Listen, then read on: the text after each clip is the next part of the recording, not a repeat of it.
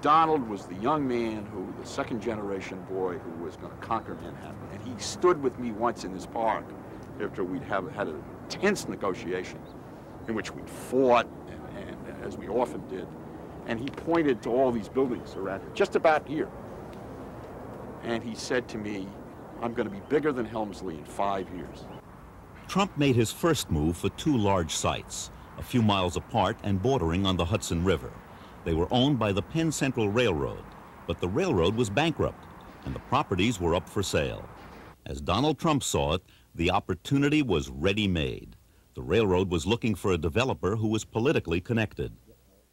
I knew that right away that he didn't fit the standard mold, and that all the people who would have to pass on this, all of them, right up the line, would be troubled if I put it bluntly, who the hell is Donald Trump? And why are we contracting what could be $100 million worth of real estate with this unknown young man? The 28-year-old Trump would solve the problem brilliantly, as he would in the years ahead. No money down, juggle the facts when necessary, and use your political connections. He took Eichler to meet then-Mayor Abraham Beame.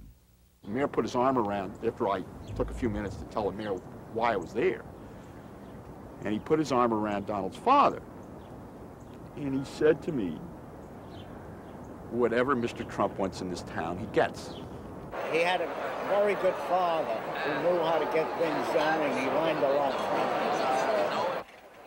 Fred Trump and Abe Beame had been childhood friends, and Beame benefited from large Trump campaign contributions.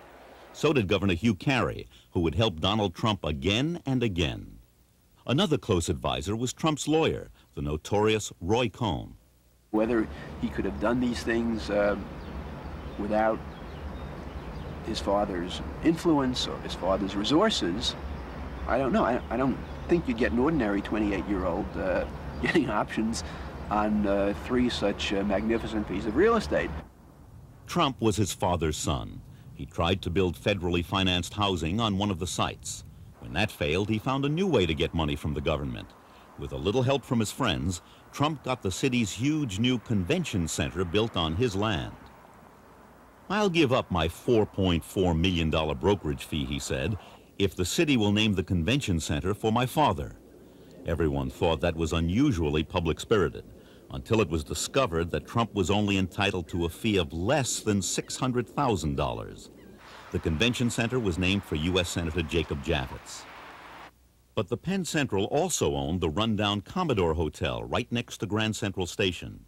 I wouldn't have taken the Commodore if you gave it to me. And I didn't know anybody in New York who'd take it if you gave it to them.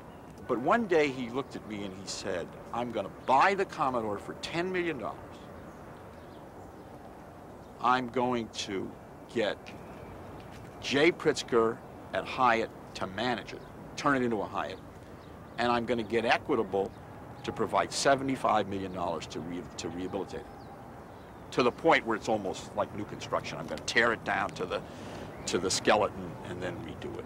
And I said, you have really gone crazy.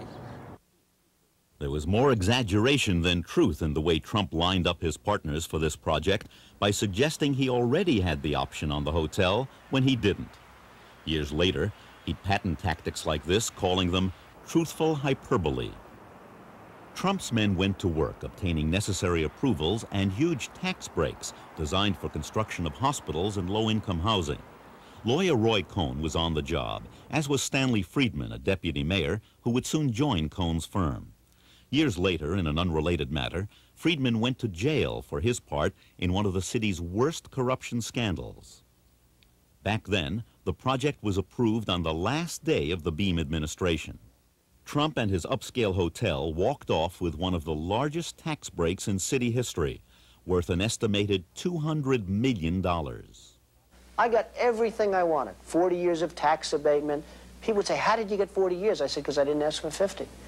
It was so easy. I don't blame Donald Trump for asking for whatever he could. He's a private developer in business to make money. He had no obligation to the city. In fact, he was being helpful because without him, the site might not have been developed. It's up to the city, to the Board of Estimate, to the mayor to stand fast and to negotiate a deal which not only allowed the property to be developed, but was in the best financial interest of the taxpayers for that time and for the future. That the city failed to do.